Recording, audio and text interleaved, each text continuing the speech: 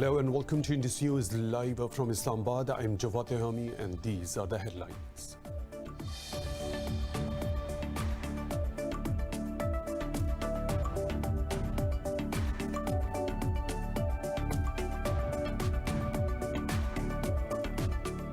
Pakistan's National Security Advisor says Islamabad has proof of India's involvement in terrorist activities in Pakistan. In an interview, Mueed Yusuf said the mastermind of the 2014 APS attack was in contact with the Indian intelligence agency RAW. He said RAW was also behind terror attacks on the Chinese consulate and the stock exchange building in Karachi. He said India's malicious propaganda can't change Pakistan's position on the Kashmir dispute.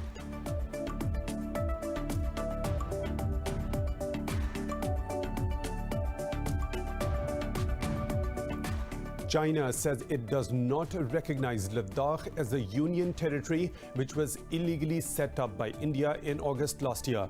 In a statement, a Chinese foreign ministry spokesman said that infrastructure development in the region is the root cause for tensions.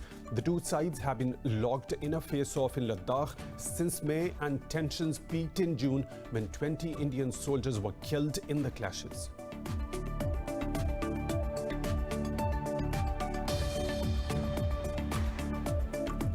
In Nagorno-Karabakh, Armenian authorities say 17 more soldiers have been killed in fighting with Azerbaijan over the disputed region. They said the latest killings have pushed the military death toll to 542 since the war started on September the 27th. Meanwhile, Russia called on Armenia and Azerbaijan to adhere to the agreed ceasefire. India has again reported the world's highest 706 COVID-19 deaths and over 55,000 infections overnight. Meanwhile, a White House physician said US President Donald Trump has tested negative for COVID-19. In Pakistan, 8 people have died from the virus overnight, taking the toll to 6,588. Globally, the virus has claimed over 1,079,000 lives and infected over 37.7 million people.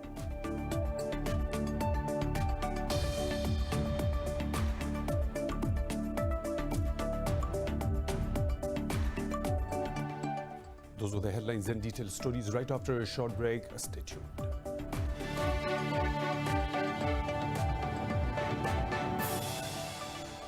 Welcome back, and now for the news in detail. Pakistan's National Security Advisor says Islamabad has proof of India's involvement in terrorist activities in Pakistan. In an interview, Mueed Yusuf said the mastermind of the 2014 APS attack was in contact with the Indian intelligence agency RAW.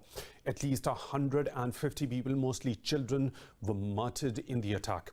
He went on to say that RAW was also behind terror attacks on the Chinese consulate and the stock exchange building in Karachi. Referring to the long-standing Kashmir dispute, the National Security Advisor said India's propaganda can't change Pakistan's position on the issue. He ruled out talks with India until it ends the military siege of the occupied valley. Anti-India clashes have erupted in Srinagar after the Indian occupying forces martyred 2 more Kashmiris. 2 civilians were martyred in an extrajudicial operation by Indian police and paramilitary forces. Locals say Indian troops set house of a Kashmiri family on fire during the operation. Following the martyrdoms, scores of people came out protesting. They chanted anti-India slogans and clashed with the occupying forces. The Indian troops fired tear gas and shot pellets to disperse the protesters, injuring many. China says it does not recognize Ladakh as a union territory which was illegally set up by India in August last year. In a statement, a Chinese foreign ministry spokesman said infrastructure development in the region is the root cause for the tensions. This came in response to the construction of 44 new bridges by India to facilitate movement of troops and weapons closer to the border.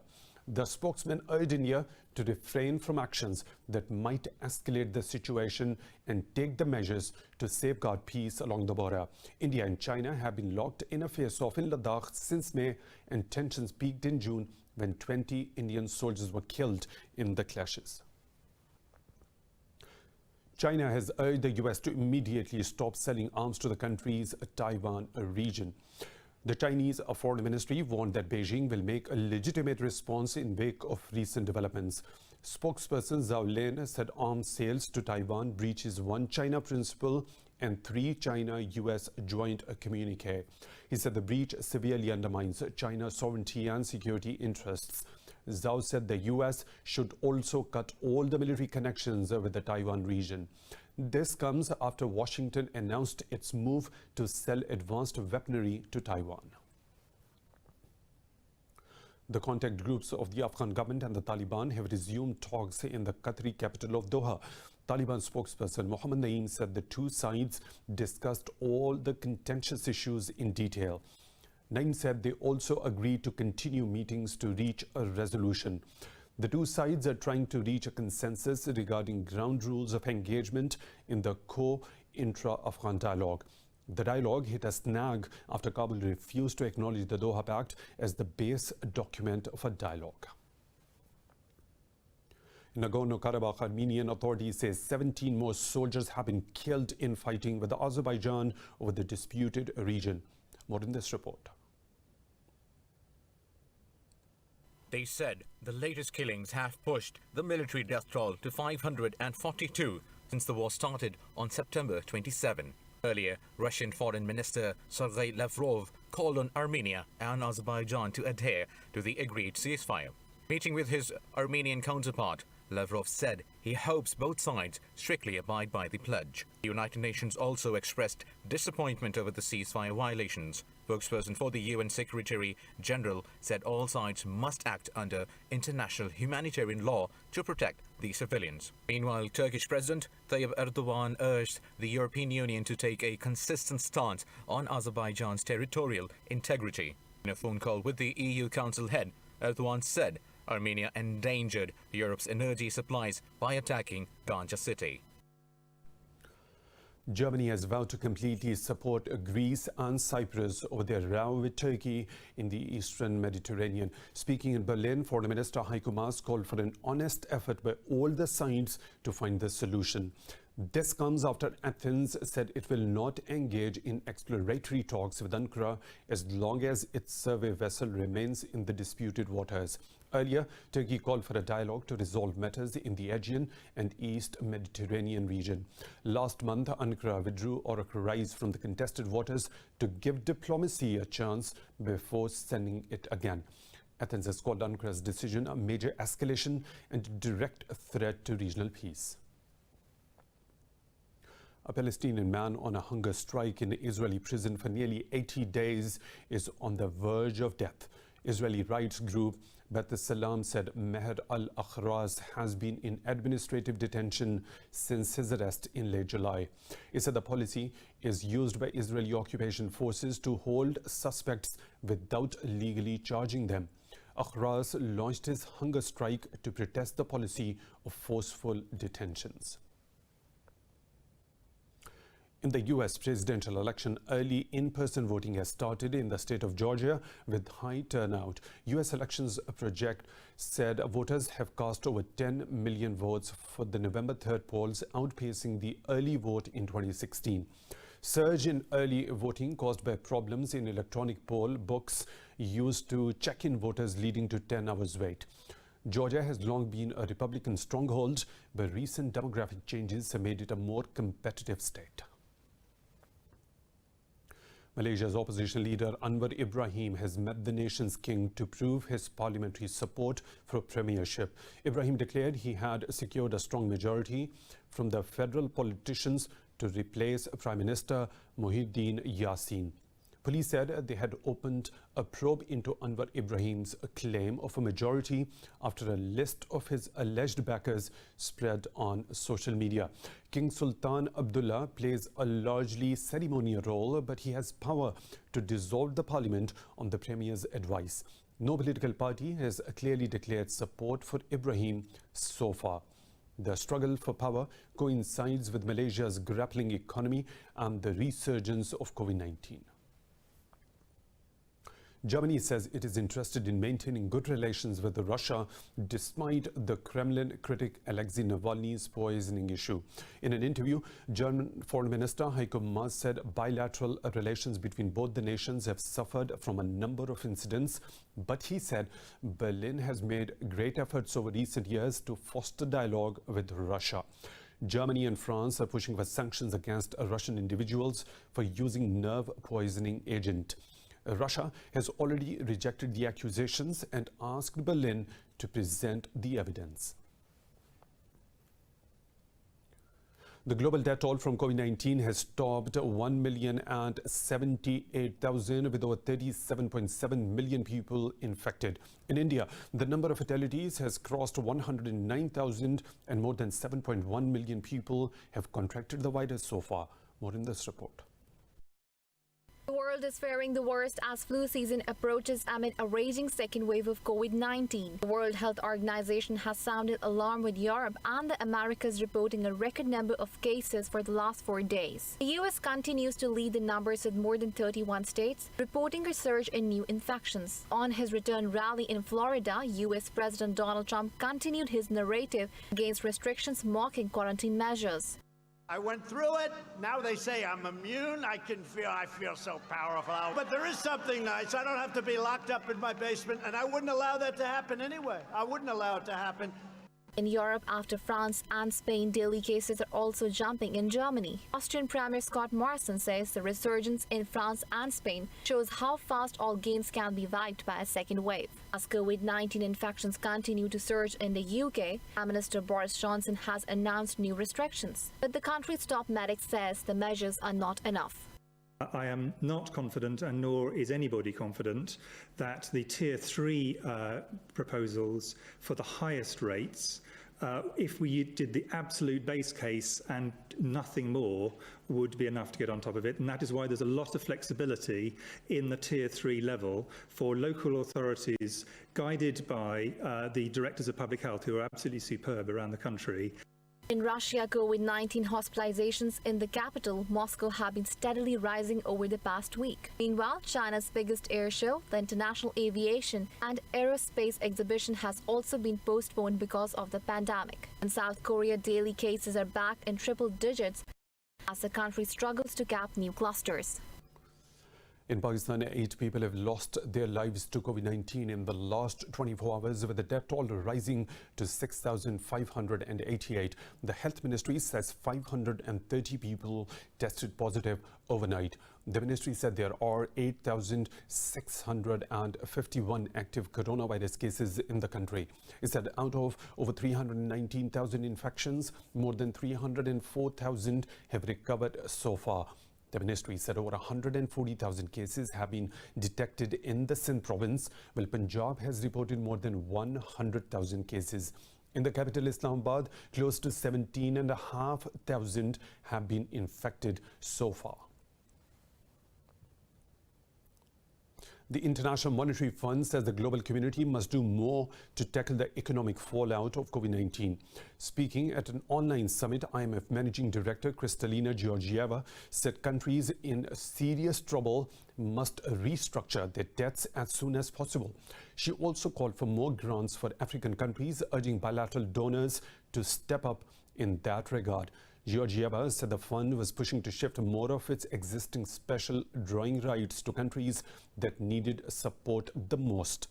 She said the IMF is committed to finding a way forward for countries that need to restructure their debts. Johnson & Johnson has temporarily paused its COVID-19 vaccine candidates' clinical trials. This comes after an unexplained illness appeared in a participant. In a statement, the company said an independent data and safety monitoring board is evaluating the participant's illness. It's the company's clinical and safety physicians are also monitoring the situation closely. The company said the pauses in big trials involving tens of thousands of people is normal. This announcement will delay one of the highest profile efforts to contain the global pandemic. More stories to follow right after a short break. Stay tuned.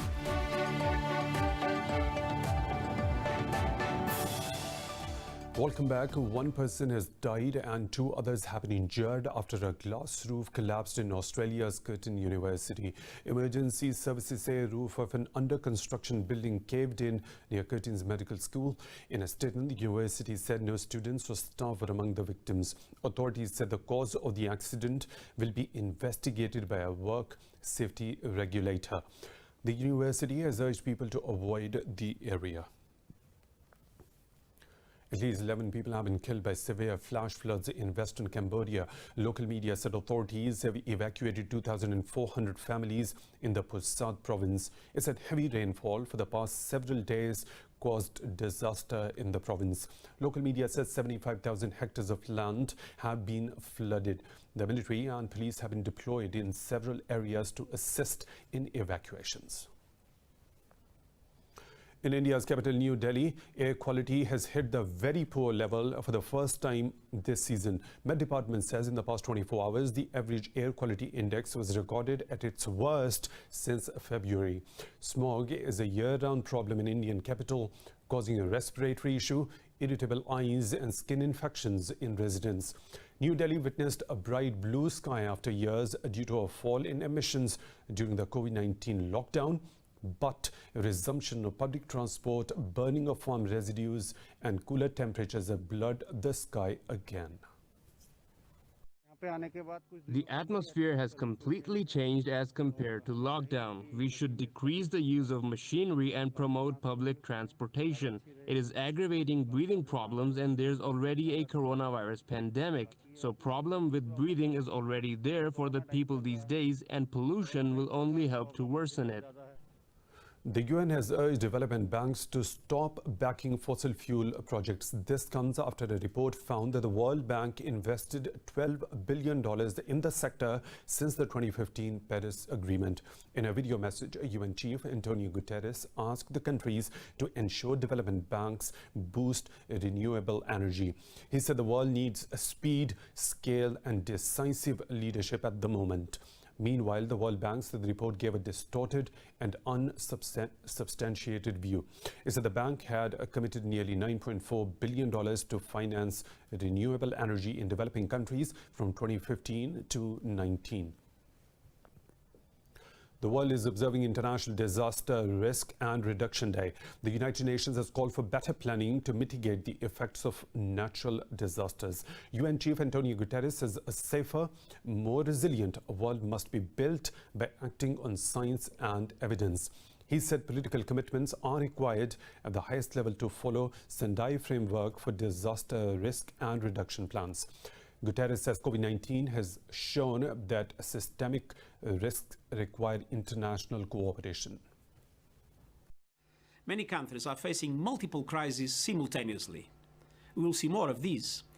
Extreme weather events have risen dramatically over the past 2 decades. Yet we have seen little progress on reducing climate disruption and environmental degradation. Bad situations only get worse without good disaster risk governance. Disaster risk isn't the sole responsibility of local and national authorities. COVID-19 has shown us that systemic risk requires international cooperation. Researchers returning from the largest ever Arctic expedition have warned that polar ice is melting faster than ever.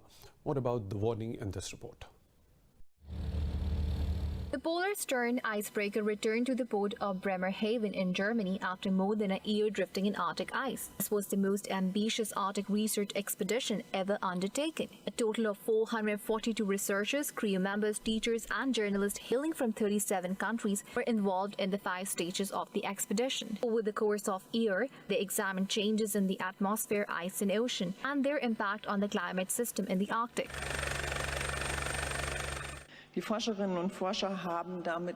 Researchers have gathered an unprecedented trove of data which will be useful for generations to come. This data gathered in the Arctic, the epicenter of climate change, will help to close significant holes in our data from this region. It will allow us to make climate models more precise and re-evaluate them.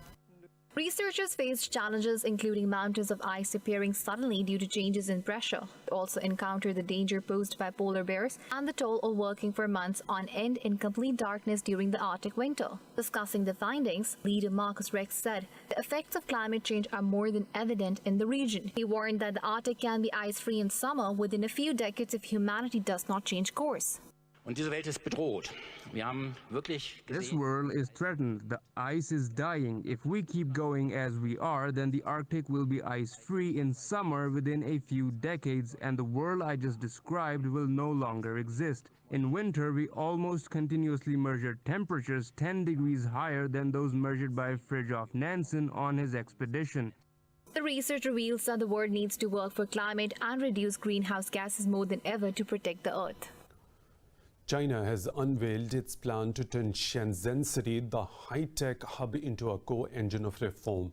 Executive Vice President of the China Development Institute, Guo Wanda, says Shenzhen has good foundation to trial reforms. Beijing hopes Shenzhen's transformation will power growth and innovation in the Greater Bay Area. This comes just before President Xi Jinping's visit to the city, marking 40 years since it was set up as a special economic zone. The 5-year plan gives Shenzhen more autonomy in areas such as land use, tech, hiring foreign professionals. An extremely rare, vivid purple-pink diamond mined in Russia is expected to fetch up to $38 million. The gem is being shown in Hong Kong, Singapore and Taipei before being auctioned by Sotheby's in Geneva on November the 11th. The oval gem, which is named after a Russian ballet, the Spirit of the Rose, is the largest of its kind to be offered at the auction. The auction house says 14.83 carat diamond was cut from the largest pink crystal ever found in Russia. Naturally, color diamonds occur because they possess a particular lattice structure that refracts light. Pink diamonds are both rare and aesthetically highly prized by collectors.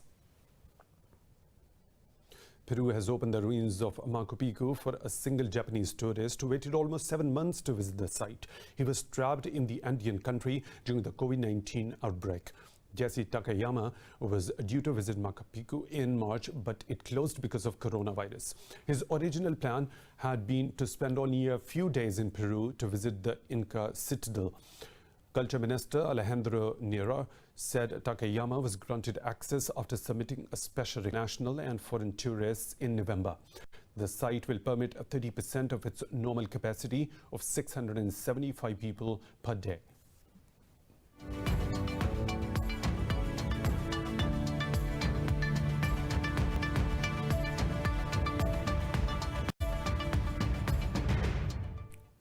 Another business updates. The European Union has said it will impose tariffs of up to 48% on imports of aluminium products from China. This coincides with an EU probe into whether Chinese producers are selling the metal at unfairly low prices. The EU official journal said that the duties were provisional and will apply until the probe is completed by April. He said the bloc could apply duties for 5 years. Responding, China's metals associations called the complaint groundless. European stocks are retreating, with investors watching the latest Chinese data and coronavirus developments. The pan-European stock 600 has dipped under the flat line. London's FTSE and Frankfurt's DAX have shed marginally. The CAC 40 in Paris and Italy's FTSE MIB have slipped close to 0.5%. Earlier, Asian markets traded mixed, with Australian and Japanese stocks gaining, while South Korean bourses dipped. Trading in Hong Kong was suspended due to Typhoon Nangka.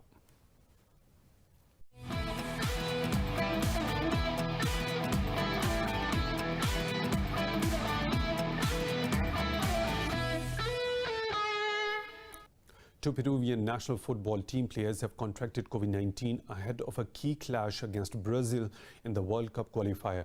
Peruvian Football Federation has confirmed that Raul Rui Diaz and Alex Villara have been isolated and will miss the game today.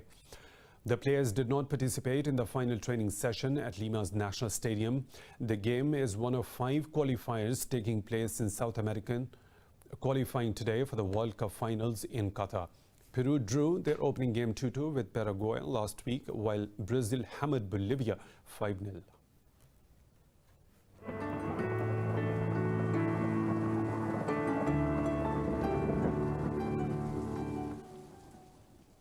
Now the weather situation from another globe.